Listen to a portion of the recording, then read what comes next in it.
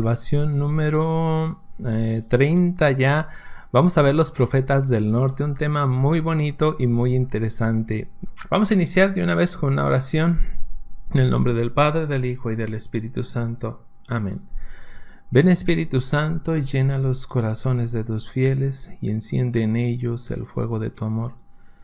Envía, Señor, tu Santo Espíritu y todo será creado y se renovará la faz de la tierra. Bueno, comenzamos en el nombre del Padre, del Hijo y del Espíritu Santo. Amén. Vámonos estamos en el libro de Primera de Reyes. Vámonos al capítulo 16, versículo. Déjenme ver el versículo. Déjenlo cambio para que lo vean. Ahí deben de estarlo viendo ya. Versículo 15. Primera de Reyes 16, 15. Abran su Biblia, Abran su Biblia. Es muy importante que la vean. Versículo 15. El año 27 del reinado de Asa de Judá. Vamos a recordar esto.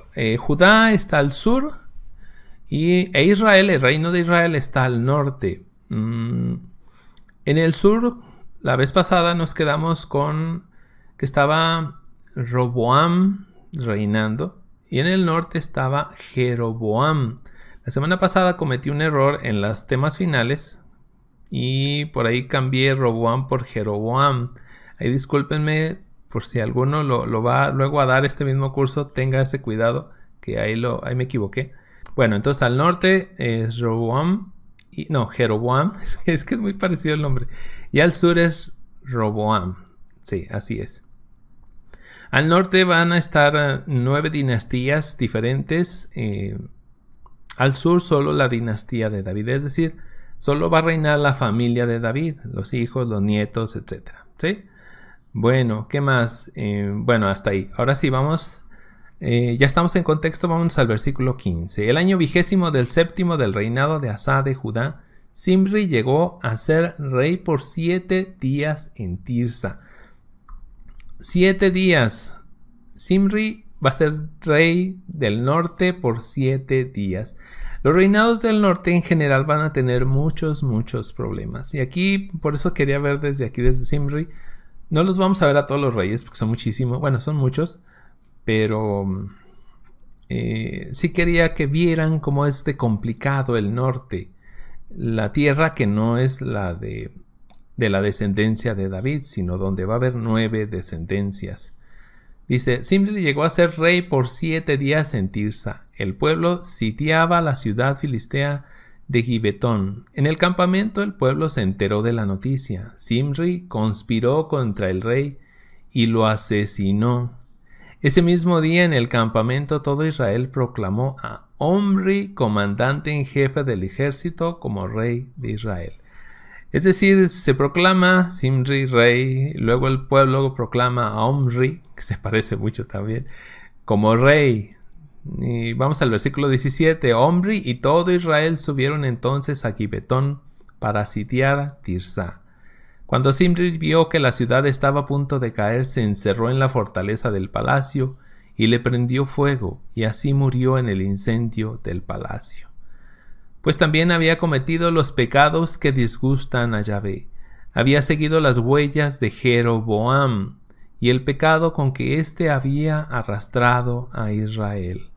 El resto de los hechos de Zimri, la conspiración que tramó, todo eso está escrito en el libro de las crónicas de los reyes de Israel.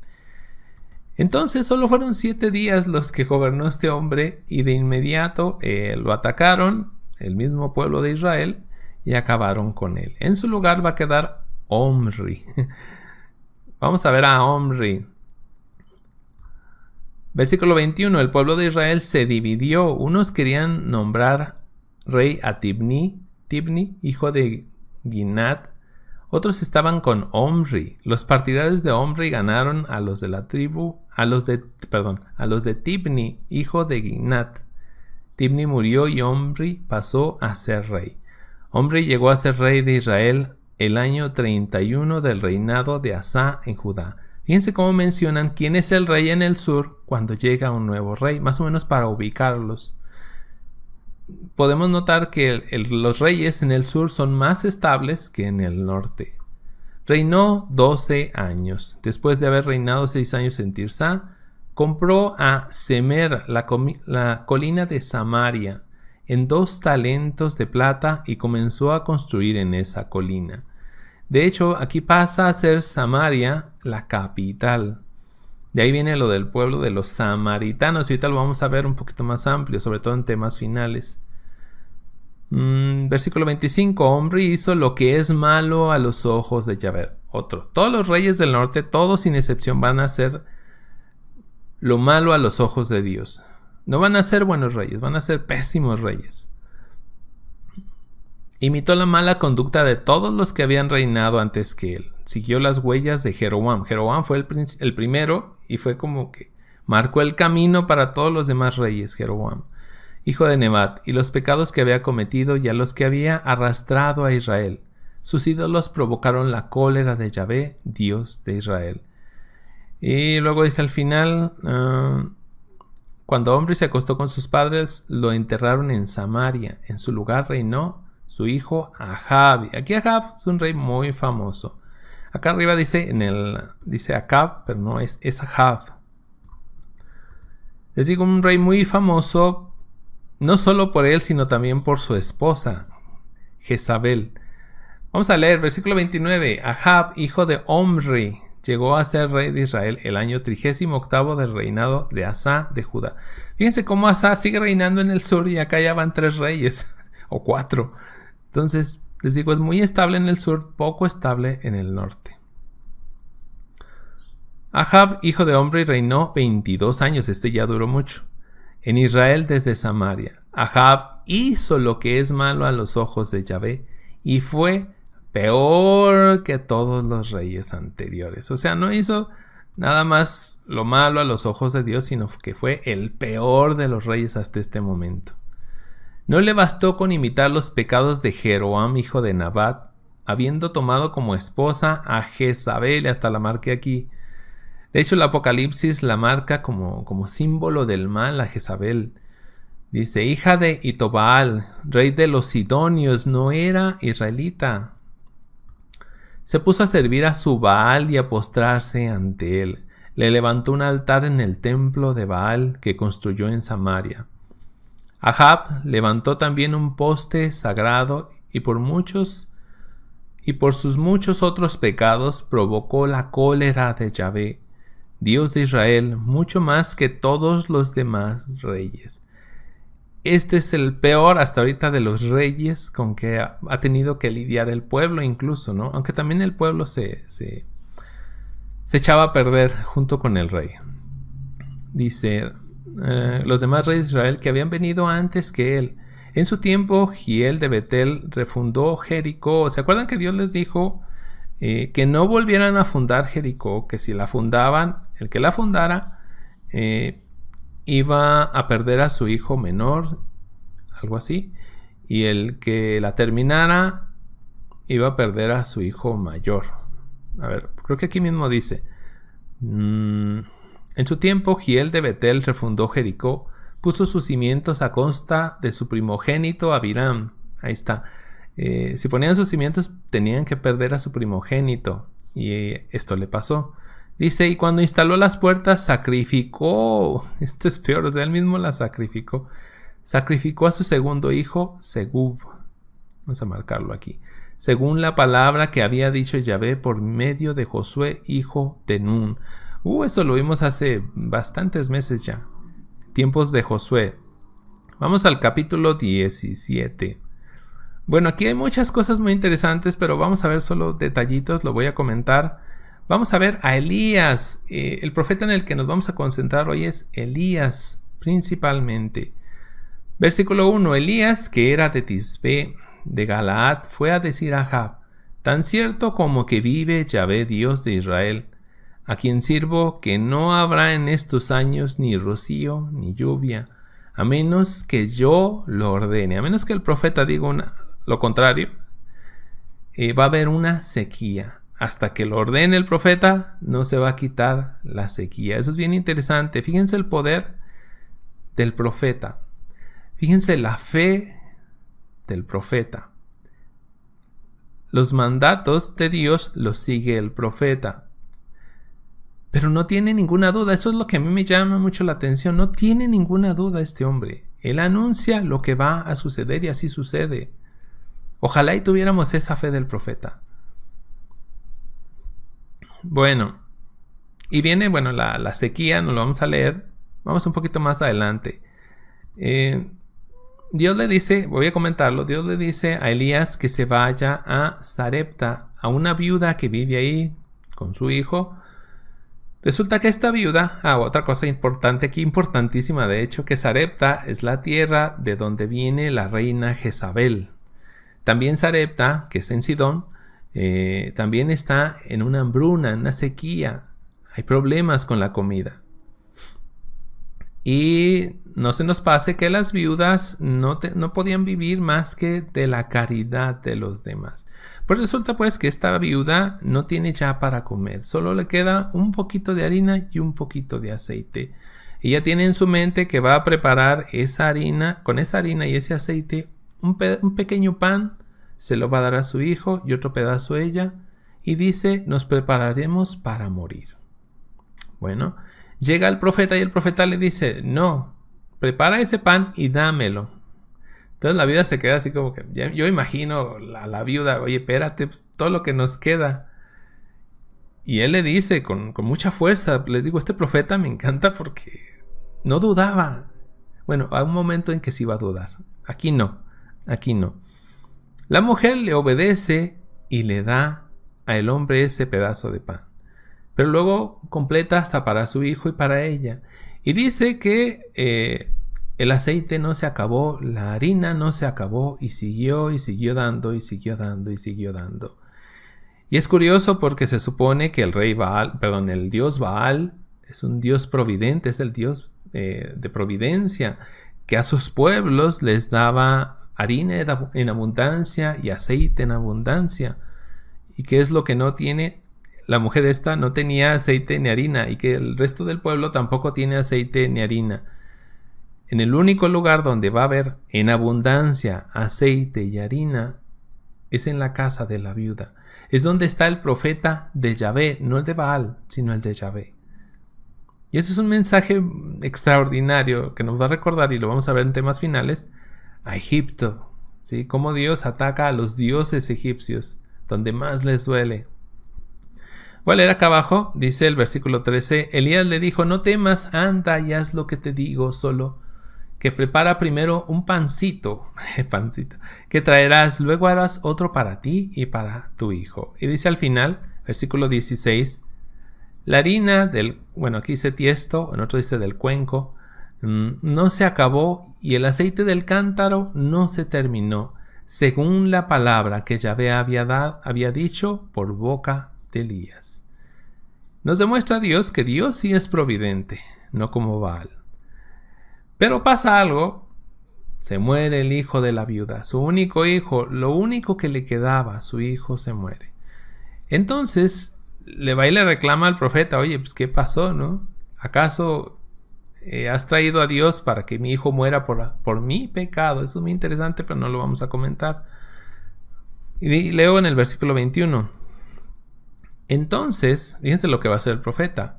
Se tendió 3 veces sobre el niño e invocó a Yahvé. Yahvé, Dios mío, devuélvele a este niño el soplo de vida. Yahvé oyó la súplica de Elías y le volvió al niño la respiración. Estaba vivo. Elías tomó al niño, lo bajó del cuarto alto de la casa y se lo devolvió a su madre. Elías le dijo, mira, tu hijo está vivo. Entonces la mujer dijo a Elías, ahora sé, fíjense, una mujer pagana que no cree en Dios, el verdadero Dios, en Yahvé, ella creía en Baal. Fíjense lo que va a decir. Ahora sé que tú eres un hombre de Dios, y cuando tú dices la palabra de Dios, es verdad. Es lo que decía, ojalá tuviéramos, aunque sea tantita de esa fe que tiene Elías. Un hombre que por donde va pasando, la gente se va convirtiendo. La gente va recuperando su fe. Es muy importante, recuperando su fe. Mucha gente tenía fe y la había perdido. Pero por donde pasa Elías, la gente recupera su fe. Bueno, vamos al capítulo 18. A ver, creo que vamos bien de tiempo. Pasan 3 años y Elías se va a enfrentar al rey, ¿sí? 3 años de sequía, no olvidemos eso. Vamos al versículo 17, capítulo 18, versículo 17. En cuanto Ahab divisó a Elías, le dijo: aquí está el causante de la desgracia de Israel. Es decir, tú, Elías, tú, el profeta de Dios, eres el culpable de esta sequía. No reconocemos nuestra culpa, ¿no? Como Adán y Eva. Elías le respondió: no soy yo el causante de la desgracia de Israel, sino tú y la casa de tu padre, porque han abandonado los mandamientos de Yahvé y se han vuelto a los Baales. Y esto me hace pensar mucho en cómo estamos viviendo hoy.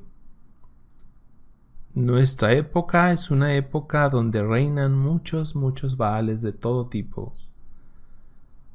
El dinero, por ejemplo, en el Evangelio creo que de hoy precisamente se habla de eso. No puedes servir a dos señores, a Dios y al dinero. Es un Baal, un falso Dios. Los placeres son otro falso Dios. Estamos sirviendo a muchos falsos dioses. Y fíjense lo que dice: no soy yo el causante de la desgracia de Israel, sino tú y la casa de tu padre, porque han abandonado los mandamientos de Yahvé y se han vuelto a los Baales. Como que estamos en esa época, como que, bueno, no es como que, es que realmente Dios con estas lecturas nos recuerda que debemos volver a hacer su voluntad, a sus mandamientos. Y justo en esta época el hombre no quiere cumplir ya la voluntad de Dios, sino su propia voluntad. Versículo 19. Anda pues a reunir a Israel, que vengan conmigo al monte Carmelo, y con ellos los 450 profetas de Baal. Jezabel, no lo leímos, pero Jezabel manda matar a todos los profetas de Yahvé, excepto a uno, bueno, nomás porque no lo agarraron, que es precisamente Elías. Pero había 450 profetas de Baal, dice, que comen de la mesa de Jezabel. Es curioso porque Elías, el profeta de Yahvé, comía en la tierra de Jezabel, en la casa de la viuda. Y los profetas de Baal, que son de aquella tierra, están comiendo acá en Israel, en la casa del rey, gracias a Jezabel. ¿Sí? Como que se invierten ahí los papeles. Versículo 20. Ahab convocó a todo Israel al monte Carmelo y también reunió a los profetas. 21. Entonces Elías se acercó al pueblo y dijo: ¿hasta cuándo saltarán de un pie al otro? Si Yahvé es Dios, síganlo. Si lo es Baal, síganlo. El pueblo no respondió. Es el tema que veíamos también la semana pasada y que en los profetas se ve mucho. ¿A quién estás siguiendo? Si vas a seguir a Dios, sigue a Dios, al verdadero Dios. Si te vas a ir con el Buda, pues vete con el Buda. Pero no estés aquí campechaneando todo, ¿no? Así le decimos acá, ¿no? Un poquito de aquí, un poquito de allá. No hagas eso. Eso no le agrada a Dios. O sigues a Dios y lo sigues al 100%, o te vas con la nueva era, con los chamanes, con todo eso. ¿A quién sigues realmente? Vamos en 22. Elías dijo al pueblo: soy el único que queda de los profetas de Yahvé, y ustedes ven aquí a 450 profetas de Baal. Como que el balance no da. O sea, es 1 contra 450. Es una diferencia enorme. Y están en la tierra de Yahvé, se supone. No da de Baal. 23. Dennos 2 toros. Ellos tomaron uno, lo descuartizaron. Ellos tomarán uno, lo descuartizarán y lo pondrán sobre la leña sin prenderle fuego. Yo prepararé el otro toro y lo pondré sobre la leña sin prenderle fuego. Es decir, van a preparar un altar que nos va a recordar mucho al altar de Abraham, cuando lleva a su hijo con la leña, el fuego, el cuchillo, etc. Bueno, y esto evidentemente también es una prefigura de la Sagrada Misa, especialmente el final, bueno, ya no me adelanto, ahorita vamos a ver el final. Dice versículo 24: luego invocarán el nombre de su Dios, o sea de Baal, y yo invocaré el nombre de Yahvé. El Dios que responda enviando fuego, ese es Dios. Todo el pueblo respondió muy bien. La gente encantada, ¿no? Es como cuando uno está viendo los debates del Padre Toro, pues uno está encantado, y más si vemos que el Padre Toro arrasa. Pues la gente estaba súper emocionada viendo a ver quién ganaba. Bueno, versículo 25. Elías dijo a los profetas de Baal: como ustedes son más, elijan primero su toro, prepárenlo, invoquen el nombre de su Dios, pero sin prender fuego. Vamos a subirlo tantito. 26. Tomaron pues el toro que les pasaron. Lo prepararon e invocaron el nombre de Baal desde la mañana hasta la noche, gritando: Baal, respóndenos. Fíjense la frase: Baal, respóndenos. Vamos a ver si Baal responde. Pero no se oyó nada ni hubo respuesta alguna mientras saltaban delante del altar que habían levantado. Llegó el mediodía, o sea, ya estamos al siguiente día. Elías se mofaba de ellos. Griten más fuerte, les decía. Si bien es Dios, tal vez está meditando, o está ocupado, o anda viajando. O sea, se está burlando de ellos. O a lo mejor está durmiendo y tienen que despertarlo. Gritaban pues cada vez más fuerte mientras se hacían, y esto lo subrayé porque es algo que está pasando en muchos, incluso adolescentes, se hacían, según sus costumbres, incisiones, es decir, heridas con cuchillos para que corriera la sangre.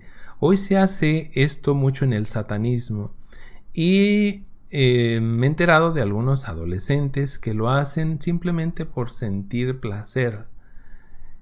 Y aquí vemos los orígenes, ¿no? Son orígenes no muy buenos, de hecho muy malos. Y les digo, hoy se hace esto en el satanismo. 29. Siguieron gesticulando toda la tarde hasta el momento en que se presenta la ofrenda vespertina, ya casi de noche. Pero no se oía nada, ni una respuesta, ni tampoco reacción alguna. Elías dijo entonces a todo el pueblo: acérquense a mí. Todo el pueblo se acercó a Elías mientras éste levantaba de nuevo el altar de Yahvé que había sido derribado. Tomó 12 piedras según el número de las tribus de Jacob, del hombre que había recibido esta palabra de Yahvé: tu nombre será Israel. Eso también lo vimos hace mucho. Primera Reyes 18:32. Seguimos. Elías arregló las piedras, después cavó alrededor del altar una zanja que podía contener como 30 litros de agua. Eso también es muy importante en un altar, el agua. La de los profetas de Baal no tenía agua, esta sí tenía agua. Luego entonces va a ser más difícil que se prenda el fuego ahí. 33. Acomodó la leña, partió en trozos el toro y lo puso sobre la leña. Luego dijo: llenen con agua 4 cántaros y vacíenla sobre el holocausto y la leña. Más agua, o sea, no solo es el agua alrededor del altar, sino agua encima del altar, todo mojado. Y eso es que es tan simbólico de la Santa Misa todo esto. Dice: así lo hicieron, y les dijo: háganlo de nuevo. Lo volvieron a hacer, lo mismo, echarle más agua todavía. Lo hicieron por segunda vez. Añadió: una vez más, es decir, lo hicieron 3 veces. Y lo hicieron por tercera vez. El agua escurría el altar y llenó toda la zanja. Es como el agua que corre, la sangre que corre del costado de Cristo. Es que esto es tan bonito, me encanta todo esto. Dice, vamos donde, ya me perdí, por emocionarme ya me perdí. 36. En la hora en que se presenta la ofrenda de la tarde. Todo esto está relacionado con lo que vamos a ver en el Nuevo Testamento. Elías, el profeta, se adelantó y dijo: Yahvé, Dios de Abraham, Dios de Isaac y Dios de Israel, que sepan, en otras Biblias dice que conozcan, me gusta más la palabra conocer, que sepan hoy que tú eres Dios de Israel, que yo soy tu servidor y que en todo actúo según tu palabra. Este hombre no tenía ni una pizca de falta de fe, era fe completa este hombre. Respóndeme, Yahvé, respóndeme. Los profetas de Baal pedían a Baal que les respondiera y nunca les respondió. Dice: que sepa este pueblo que tú eres Dios, tú Yahvé, y que tú eres el que convierte su corazón. Y eso va a pasar aquí, al pie de este altar. como el incrédulo romano que al pie del altar se le rompe su corazón y se convierte a Dios. Y que dice verdaderamente este era hijo de Dios. Todo esto está muy relacionado, todo esto. Dice 38. Bajó entonces el fuego de Yahvé que consumió el holocausto y la leña y absorbió toda el agua que había en la zanja. En la Santa Misa también vemos cómo baja el fuego del Espíritu. Bueno, no lo vemos, no lo vemos. Baja el fuego del Espíritu Santo y consume la ofrenda. Dice, bajó entonces el fuego de Yahvé que consumió el holocausto y la leña y absorbió toda el agua que había en la zanja. Al ver esto, todo el pueblo se echó con el rostro en tierra gritando, Yahvé es Dios, Yahvé es Dios. Muchas veces nosotros decimos, Señor mío y Dios mío. Bueno, en algunos lugares, no en todos se dice eso. Entonces Elías les dijo, detengan a los profetas de Baal, que no se escape ninguno. Los apresaron, Elías mandó que los bajaran al torrente Cisón y ahí los degolló. Ahí es donde los demonios huyen precisamente. Elías dijo a Ahab, ahora sube, come y bebe, porque ya está aquí el trueno que anuncia la lluvia. Y si siguen leyendo se van a dar cuenta de que no hay nubes, pero en cuanto el profeta lo anuncia, empiezan a caer los truenos por todos lados. Algo muy interesante es que Baal era también dios del trueno y no bajó ni una chispita del cielo para encender el fuego. No había truenos como para que hubiera lluvia. En cuanto este hombre anuncia que viene el trueno, se desata la lluvia. Es la manera que tiene Dios de demostrar que Él es un verdadero Dios, que Él es poderoso, que Él es único, que lo demás son puros inventos, son puros cuentos. Yo no sé si tú crees en cosas como los chamanes, los budas, todo eso. Yo te invito a que si eres católico, olvides todo eso ya. Ojalá y tuviéramos la fe de este hombre. El pueblo entero se convierte con este hombre, con la fe tan poderosa que tiene este hombre. Y Dios, permítanme la expresión, le obedece. Dios está obligado a obedecer a una persona que tiene fe, porque eso es algo que el mismo Jesucristo nos dijo. Pero bueno, no me emociono más. Vámonos al siguiente capítulo. Bueno, capítulo 19, versículo 2 dice, Jezabel mandó a decir a Elías, que los dioses me maldigan una y otra vez y mañana a la misma hora no he acabado contigo como tú lo hiciste con ellos. O sea, con los profetas de Baal que ella había mandado traer. Ella lo amenaza de muerte y dijo, si mañana no te mato. Y le da miedo, dice, Elías tuvo miedo y huyó para salvar su vida. Esto a mí siempre me llama mucho la atención porque resulta que este hombre que tiene esta fuerza, esta fe, cuando esta mujer habla, se llena de miedo. Te quedas, ¿cómo? O sea, ¿por qué? Por eso esta mujer pasa a ser como un icono de la maldad en la Biblia. Versículo 4. Se adelantó en el desierto durante todo un día de camino, luego fue a sentarse bajo un retamo y pidió la muerte. Se llenó de miedo y con el miedo quiere también la muerte. Se le apagó su fe, algo le pasó, es algo que nunca he entendido de este hombre. De repente se quiere morir. Dice, basta, dijo, Yahvé, toma mi vida, porque ya no valgo más que mis padres. Este hombre que iba convirtiendo al pueblo por donde pasaba, súbitamente pierde la fe, se llena de miedo y quiere morir. Muchas veces cuando los miedos te agobian, los problemas te agobian, la gente desea la muerte. Y no precisamente una muerte santa. Pero bueno, y de ahí que estamos también en una crisis de suicidios en todo el mundo, tristemente. Versículo 5. Se acostó y se quedó dormido. Un ángel tocó a Elías y le dijo, levántate y come.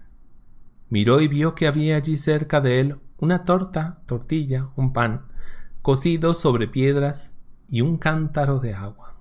Comió, bebió y se volvió a acostar. Este hombre que va por el desierto deseando la muerte de noche, pues resulta que le dan un pan de ángeles. ¿Les suena conocido? Un pan de ángeles. Dice el versículo 7, por segunda vez el ángel de Yahvé se le acercó, le tocó y le dijo, levántate y come, porque el camino es demasiado largo para ti. ¿Tú que te quieres morir hoy? No, ese no es el plan de Dios. Tu camino es demasiado largo, te falta mucho todavía. Tienes mucho que hacer dentro de la voluntad del Señor. Comió y bebió, ¿sí? Como en la Santa Misa, comer y beber. Confortado con ese alimento, caminó 40 días y 40 noches hasta llegar al cerro de Dios, el Horeb. Este pan lo levanta de su depresión, de su tristeza, de su amargura, de su deseo de muerte. Este pan de ángeles lo levanta, le da la fuerza para caminar durante 40 días y 40 noches y llegar hasta el cerro de Dios, hasta encontrarse con el mismo Dios, como la Eucaristía, que es el viático que tenemos nosotros para aguantar este camino, esta peregrinación de la vida. 40 días, 40 noches. ¿Se acuerdan qué significa 40? Tiempo de prueba. Estamos a prueba, pero se nos da ese pan bendito que es la Eucaristía, para soportar hasta que llegue el fin de nuestros días y entonces sí, encontrarnos con el Señor. El Señor habla a Elías. Bueno, Elías llega al cerro de Dios, al Horeb. Dice versículo 9, allí se dirigió hacia la caverna y pasó la noche en ese lugar. Como que sigue triste Elías, ¿no? Se mete, se encierra, está encerrado por su tristeza. Y aquí que le fue dirigida la palabra de Dios. Elías, ¿qué haces aquí? ¿Qué estás haciendo aquí, Elías? Respondió, ardo de indignación por Yahvé Sebaot, porque los hijos de Israel te han abandonado. Han derribado tus altares y dado muerte a cuchillo a tus profetas. Solo he quedado yo y tratan de matarme.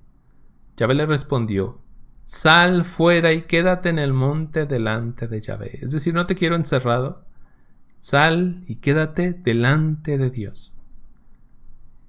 Y Yahvé pasa, dice, un viento fuerte y violento pasa delante de Yahvé, hiende los montes y parte las rocas, pero Yahvé no está en el viento fuerte.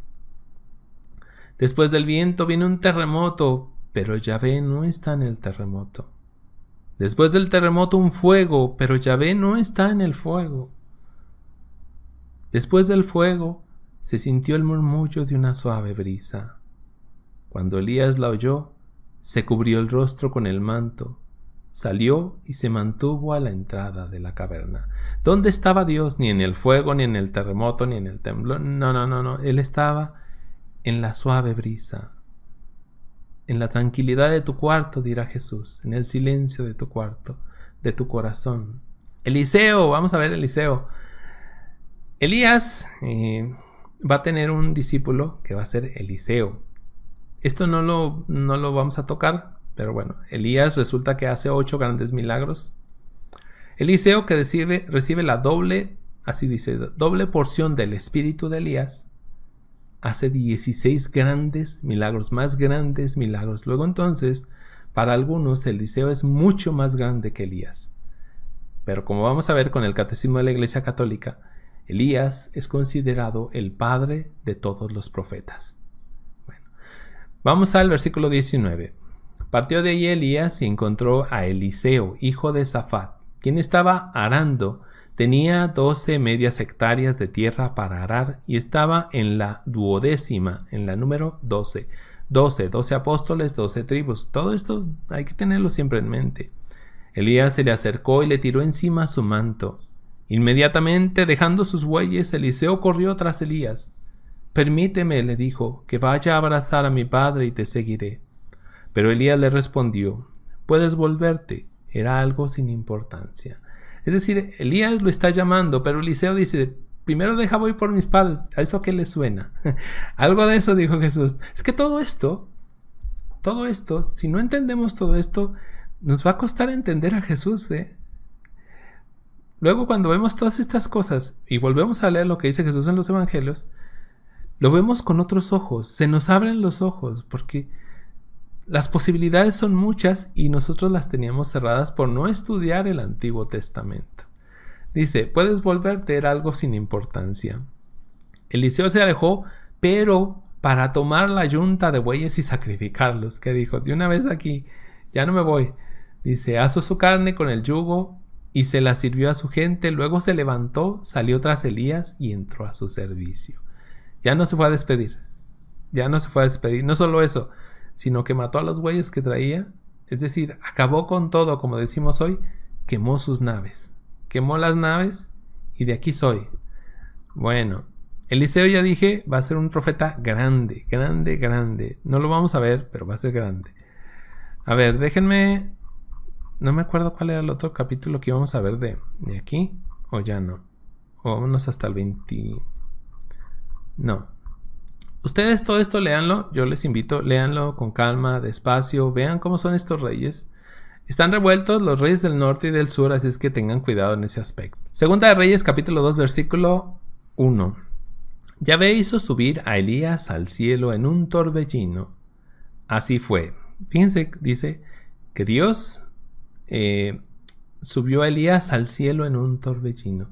Elías es uno de los personajes, de los poquísimos personajes en la Biblia, creo que son 2, que no van a morir. Dios se los va a llevar vivos al cielo. ¿Sí? Bueno, así fue. Cuando Elías salió de Gilgal en compañía de Eliseo, dijo a este, quédate aquí por favor. Yahvé me manda a Betel. Pero Eliseo respondió, tan cierto como que Yahvé vive y que yo vivo, que no te dejaré, no voy a dejarlo. Y bajaron juntos a Betel. Los hermanos profetas, esto es interesante, porque había muchísimos profetas, pero de pocos se habla en la Biblia. Y de esos pocos, muy pocos, todavía menos, hay escritos. Pero había muchísimos profetas. Dice, los hermanos profetas que vivían en Betel salieron a encontrar a Eliseo y le dijeron, ¿sabes que hoy día Yahvé te llevará a tu maestro por encima de ti? Es decir, hoy Dios se va a llevar a Elías. Respondió, lo sé, pero no digan nada. Bueno, esto va a ser 3 veces, va a suceder lo mismo. Bueno, vamos más adelante. Lo seguían unos 50 profetas que se quedaron a cierta distancia, mientras ambos se detenían a orillas del Jordán. Otra vez, otro de esos textos que te mandan a Jesucristo y al Nuevo Testamento, al Jordán, Elías, Eliseo, Jesucristo, Juan el Bautista. Dice, los seguían unos 50 profetas que se quedaron a cierta distancia mientras ambos se detenían a orillas del Jordán. Entonces Elías tomó su manto, lo enrolló y lo golpeó, y golpeó con él el agua, y ésta se dividió. Ahora nos manda al Antiguo Testamento. ¿A dónde nos manda? Cuando se abre el mar con Moisés, ¿sí? ¿Dónde voy? De modo que ambos atravesaron en seco. También nos manda hacia Josué, cuando abre el Jordán en 2, que ponen el arca de la alianza por delante, ¿lo recuerdan? Todo esto ya lo vimos. Son cosas que ya uno va recordando y como que, al menos en mi caso, el simple hecho de recordar, el concatenar, el unir estas piezas del rompecabezas, me da mucha alegría, me emociona mucho. Es muy emocionante todo esto, como toda la Biblia, a mí eso me ha impresionado desde siempre, bueno, desde que empecé a conocerla, como toda la Biblia está unida de una manera que tú dices, humanamente no es posible. No es posible. Bueno, dice, versículo 9. Cuando lo atravesaron, Elías dijo a Eliseo, ¿qué quieres que haga por ti? Pídelo antes de que sea llevado lejos de ti. Eliseo respondió, que venga sobre mí el doble de tu espíritu, lo que les decía ahorita. Elías le replicó, pides algo difícil, pero si me ves mientras soy llevado a tu lado, si me ves mientras yo soy llevado, ojo, lo tendrás. Si no, no. O sea que si te descuidas, no vas a tener doble porción del espíritu, de mi espíritu. Iban conversando mientras caminaban, cuando un carro de fuego, con sus caballos de fuego, los separó. ¿Qué sería ver un carro de fuego con caballos de fuego. ¿Cómo se lo imaginan ustedes? Carro de fuego con caballos de fuego. Yo creo que ni en las películas vemos eso. Dice, los separó al uno del otro. Elías subió al cielo en un torbellino. Dice que el carro los separó, pero fue subido en un torbellino. Versículo 12. Eliseo lo vio y gritaba, Padre mío, carro de Israel y su caballería. Luego no lo vio más. Tomó entonces su ropa y la partió en dos. Le dice, Padre mío, carro de Israel y su caballería. Estoy viendo un carro. O sea que sí vio algo, ¿sí? Eliseo recogió el manto de Elías que había caído cerca de él y se volvió. Al llegar a orillas del Jordán se detuvo. Fíjense lo que va a hacer. Tomó el manto de Elías y golpeó el agua con él, pero ésta no se dividió. Así como que, parece que no recibió el espíritu de Elías. Entonces dijo, ¿dónde está el Dios de Elías? ¿Dónde? Y como volviera a golpear el agua, ésta se dividió en dos, y Eliseo atravesó. Este es otro hombre de mucha fe. Y va a ser el doble de milagros de los que hizo Elías. Milagros tan grandes como los de Jesucristo. Resucitar muertos, alimentar a muchísima gente con un poquito de pan. Cosas de ese tipo va a ser este hombre. Los hermanos profetas lo vieron de lejos y dijeron, el espíritu de Elías reposa sobre Eliseo. Salieron a su encuentro y se postraron en tierra delante de él. Palabra de Dios. Bueno, el resto se los dejo para que ustedes lo vayan leyendo. Ahorita todavía vamos a leer un poquito más, pero de Eliseo ya no. La historia de Eliseo también es muy bonita. Los milagros de Eliseo, conforme ustedes los van leyendo, se van a ir acordando de Jesucristo. Elías es el precursor de Eliseo, como Juan Bautista es el precursor de Jesucristo. Todo esto, les digo, está unido, toda la Sagrada Escritura, Antiguo y Nuevo Testamento, está unido de una manera que es muy difícil entender que hombres que vivieron en diferentes épocas se hayan puesto de acuerdo para enlazarla de esta forma. Es bien difícil. Pero bueno, vámonos hasta el capítulo, y van a ver un brincote que me va a aventar, hasta el 17. Segunda de Reyes, capítulo 17, versículo 21. Vamos a ver finalmente la caída del reino del norte. Versículo 1. Oseas, hijo de Elá, comenzó a reinar en Israel desde Samaria, el año 12º de Ahaz, rey de Judá. Reinó 9 años. Hizo lo que es malo a los ojos de Yahvé. Todos los reyes del norte hicieron lo malo a los ojos de Dios, pero no tanto como los reyes de Israel que lo habían precedido. Salmanasar, rey de Asur, fue a atacarlo, y Oseas tuvo que sometérsele, pagándole un tributo. Entonces viene un rey externo y somete al pueblo del norte, a Israel, y tienen que pagar un tributo. Hasta ahí, bueno, parece que no hay tanto problema. Dice, pero el rey de Asur supo que Oseas estaba conspirando contra él, ya que había enviado mensajeros a Saís, donde el rey de Egipto, y no pagaba más el tributo al rey de Asur, como debía hacerlo cada año. Aquel entonces lo mandó arrestar y lo metió encadenado a la cárcel. Y dice el versículo 5, el rey de Asur invadió todo el país, llegó a Samaria y la sitió 3 años. El año 9 de Oseas, el rey de Asur se apoderó de Samaria y deportó a Asur a los israelitas. Los instaló en Jalá, a orillas de Jabor, el río de Gozán, y además en las ciudades de Media. Es decir, este rey entra a Samaria, la conquista, y a muchos, no a todos, pero a muchos de los habitantes, a los israelitas, se los lleva a su país y los riega entre varias ciudades. Esto se le conoce como exilio. Hemos llegado al exilio de Israel. Si bien esta etapa que estamos viendo, la del reino dividido, es oscura, el exilio es dolorosa. La etapa más dolorosa del pueblo de Israel. Y les digo, vayan leyendo esto. Voy a leer yo hasta el versículo 12. No sé si ya leí lo de arriba.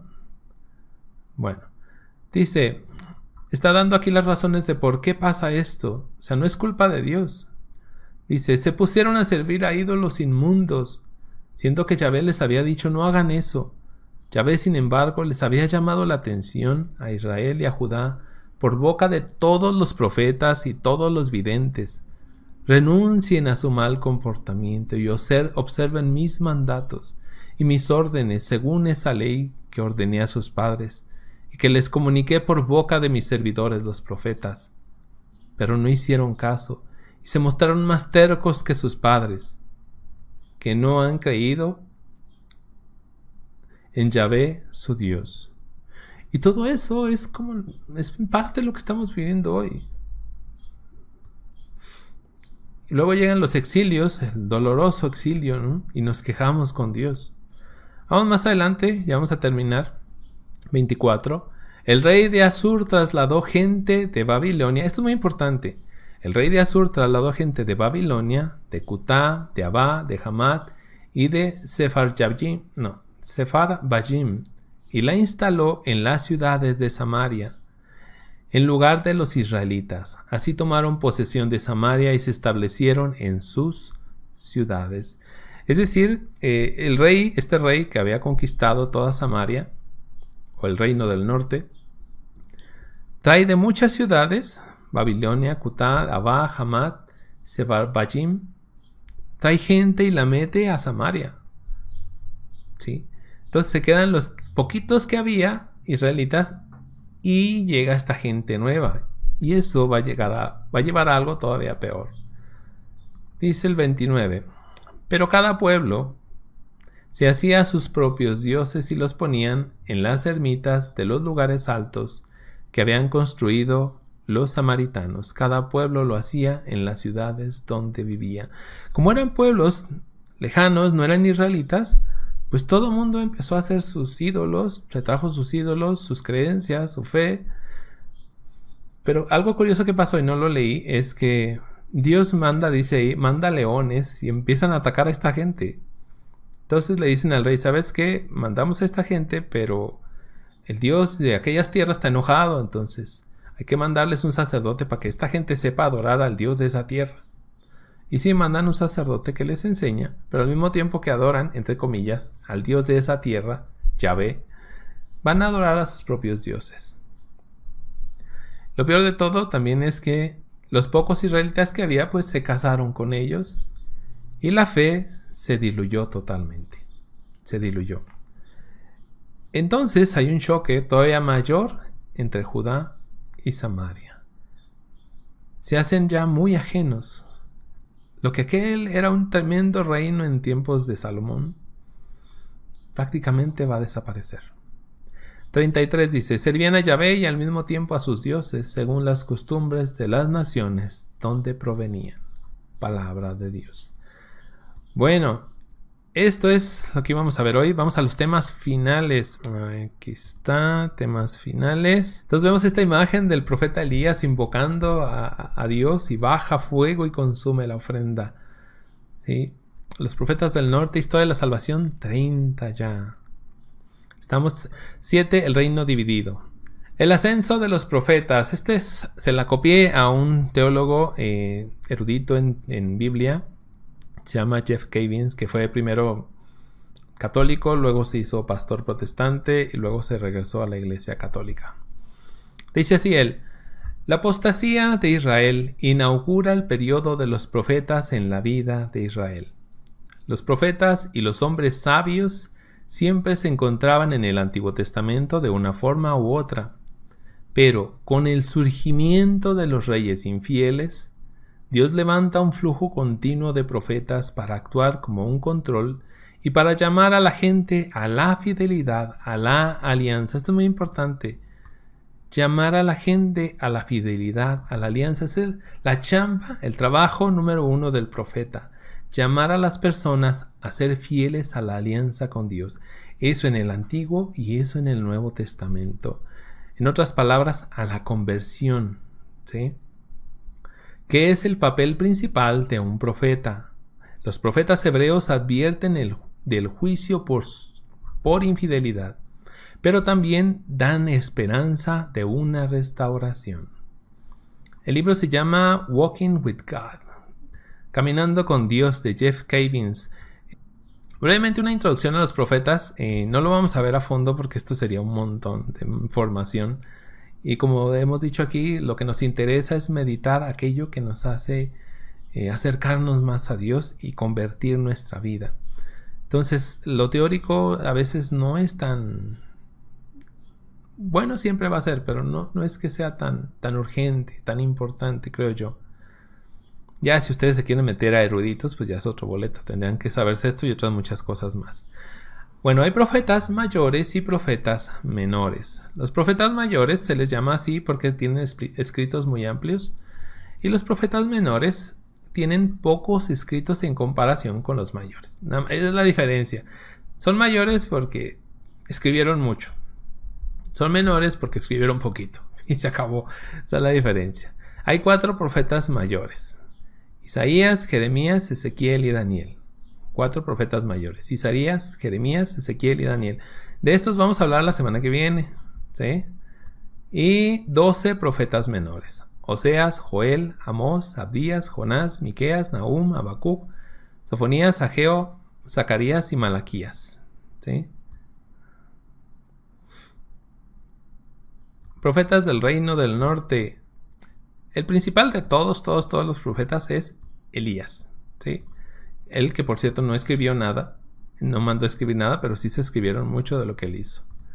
Elías, que como vamos a ver ahorita es el padre de los profetas. Vivió en el año 870 por ahí. Eliseo en el 855, era más joven. Amós en el 700. Esto es antes de Cristo, o sea, si se fijan va al revés. Nos estamos acercando a la época de Cristo, ya estamos... No sé, vamos a estar por ahí del 760 al 722. Muy cerquita, ya estamos por llegar con Jesús, ¿eh? Ya estamos a punto, estamos pisándole los talones ya. Y el profeta Jonás, el de la ballena. Bueno, esto me gustó mucho. Significado de los nombres. Hace mucho no lo hacía. Me gusta siempre tratar de recordar qué significan los nombres de todos los personajes de la Biblia. Elías, mi Dios es Yahvé, ¿sí? Eliseo, Dios es mi salvación. Bueno, Elías, padre de los profetas. Vamos al catecismo de la Iglesia Católica, número 2582. Elías es el padre de los profetas, de la raza de los que buscan a Dios, de los que van tras su rostro. Su nombre, el Señor es mi Dios, o Yahvé es mi Dios, anuncia el grito del pueblo en respuesta a su oración sobre el monte Carmelo. El monte Carmelo es cuando baja fuego del cielo y consume el toro sacrificado. Santiago, y esto es muy bonito, dice, Santiago nos remite a él para incitarnos a orar. La oración ferviente del justo tiene mucho poder. ¿Se fijaron cómo la oración de este hombre tenía muchísimo poder? Cómo conforme él oraba y hacía milagros, la gente se volvía a acercar a Dios. Se olvidaron de los profetas de Baal, todo el pueblo, y se acercó otra vez a Dios. Reconoció que Dios era el verdadero Dios, ¿sí? La mujer de allá de Sidón, de Sarepta, también reconoce que Dios es el verdadero Dios, no Baal. Por eso dice Santiago, la oración ferviente, o sea, con ganas, con ánimo, con entusiasmo, con fe, con mucha fe del justo, tiene mucho poder delante de Dios. Catecismo de la Iglesia Católica 2583. Después de haber aprendido la misericordia en su retirada al torrente de Kerit, Elías enseña a la viuda de Sarepta la fe en la palabra de Dios. Fíjense lo que va haciendo Elías. Le enseña a la viuda la fe en la palabra de Dios, fe que confirma con su oración insistente. Dios devuelve la vida al hijo de la viuda. Eso dice el profeta Elías, y el niño vuelve a respirar. Luego dice acá abajo, en el sacrificio sobre el monte Carmelo, prueba decisiva para la fe del pueblo de Dios, el fuego del Señor es la respuesta a su súplica. Es decir, el profeta invoca a Dios y Dios manda fuego del cielo que consume todo aquello. a la hora de la ofrenda de la tarde. Esto lo vamos a ir... Vayan recordando estas frasecitas que les voy diciendo porque en el Nuevo Testamento son muy importantes. Todas estas son muy importantes. Por ejemplo, esa, a la hora de la ofrenda de la tarde. Respóndeme, Señor, respóndeme. ¿Se fijaron que eso mismo decían los profetas de Baal? Y no les respondió Baal. Pues a Elías sí les respondió Dios. Son las palabras de Elías que las liturgias orientales recogen en la epíclesis eucarística. Porque es eso, es una prefigura de cuando baja el fuego del Espíritu Santo sobre la ofrenda. A ver, Baal contra Yahvé, esto es bien interesante. Dice, al igual que en el éxodo de Egipto, Dios se muestra a su pueblo como el único, verdadero y poderoso Dios, con quien no pueden las falsas deidades egipcias o cananeas como Baal. Aquí me falta un pedacito, pero bueno, lo importante es, vamos a hacer esta comparación. Baal es el dios de la tormenta, ¿sí? De los truenos, de la lluvia, y sin embargo, en su país hay sequía. O sea que de nada sirve Baal. Baal es dios de la fertilidad que provee pan y aceite, y sin embargo, no tenían pan ni aceite. De hecho, en la sequía, el que manda que se acabe la sequía es Dios, el verdadero Dios. En la hambruna también, quien le da a la viuda el pan y el aceite es el verdadero Dios, no Baal. Hay 450 profetas de Baal contra uno de Yahvé y no pudieron.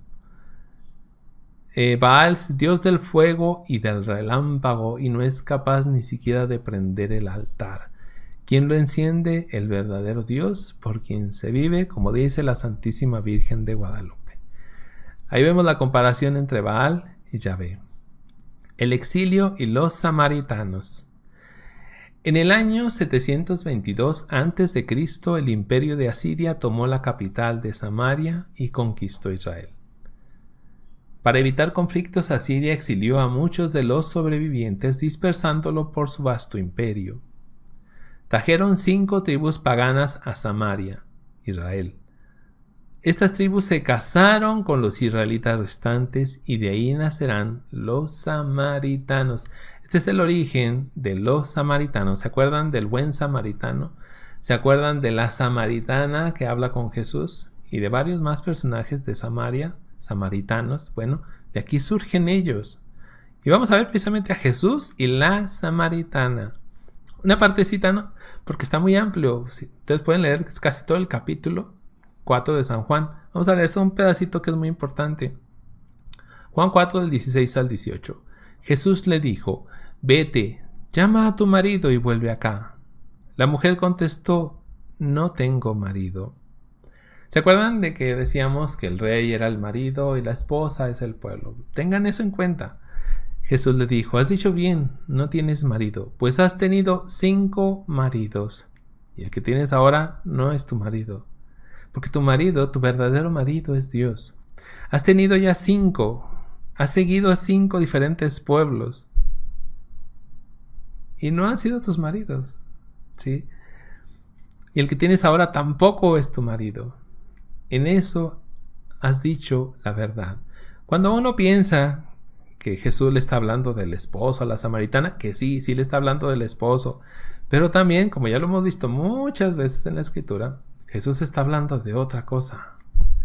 Eso es bien interesante. Cuando uno conoce el Antiguo Testamento, Jesús está hablando de mucho más allá. Te has unido a 5 pueblos diferentes, ¿sí? Que no han sido tus maridos, no son tu pueblo. Esa es Samaria. No tiene a su marido, el esposo lo tiene ahí enfrente, su esposo es Jesucristo. Y ella no lo ve. Pero bueno, no me voy a detener mucho aquí. Es muy interesante esto, ¿no? Cómo Jesús pareciera que habla en 2 sentidos, pero necesitamos conocer el Antiguo Testamento para entender todo esto. Y para esta pregunta, que siempre hago una pregunta al final, tuve que poner una pequeña aclaración al principio. Dice, si el rol principal del profeta es llamar a la gente a la fidelidad a la alianza, y por tu bautismo tú eres profeta de Dios, ¿sí? Viene la pregunta, ¿estás llamando a la gente a ser fiel a la alianza con Dios? Porque decimos muy fácil, sí, yo soy sacerdote, profeta y rey por mi bautismo. Ah, qué bonito. ¿De veras? ¿De veras estás llamando a la gente a ser fiel a la alianza con Dios? ¿De veras estás cumpliendo ese ministerio de profeta? ¿O solo llevas el título de adorno? ¿De veras eres rey? ¿Te gobiernas a ti mismo? ¿O es un título de adorno? Sacerdote y nunca vas a misa siquiera. Nunca comulgas. Llevas el título de adorno. Perdón que sea así tan crudo esta vez, pero es que es triste ver cómo mucha gente se jacta en esto. Es que somos sacerdotes, profetas y reyes. ¿De veras? Y sobre todo este título de profeta. ¿Sí estás cumpliendo con tu título de profeta? De llamar a la gente a que se acerque, que deje la infidelidad y vuelva a ser fiel a la alianza con su Dios. O como dirá Jesucristo en Mateo 28, por ahí, al final, el último versículo de Mateo 28, 16, creo. No, 28, 20. Vayan por todo el mundo y bautícenlos, todas las gentes, en nombre del Padre, del Hijo y del Espíritu Santo, y enséñenles a guardar todo lo que yo les he mandado. Ser fiel a esa alianza que está pactada con Dios. Si estás haciendo eso, probablemente no. Piénsalo.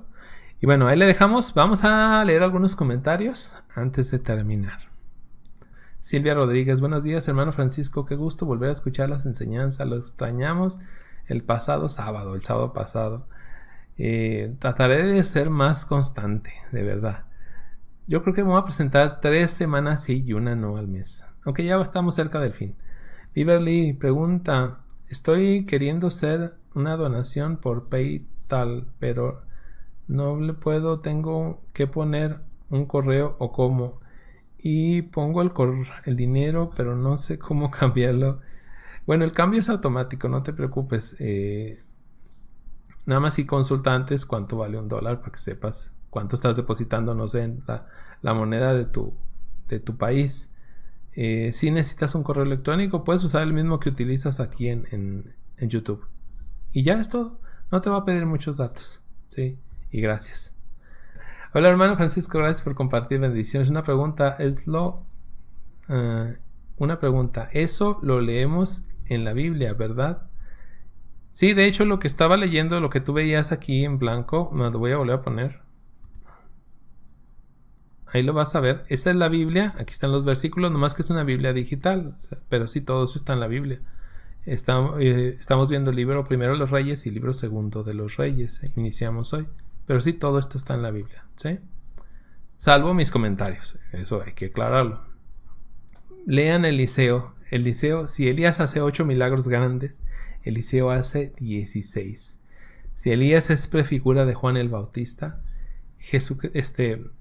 Eliseo es prefigura de Jesucristo, ni más ni menos. ¿Sí? Y van a haber muchas similitudes entre Jesucristo y Eliseo. Entonces, por favor, léanlo completo. Nos vemos la siguiente semana. Que Dios me los bendiga. Y nos despedimos en el nombre del Padre, del Hijo y del Espíritu Santo. Amén.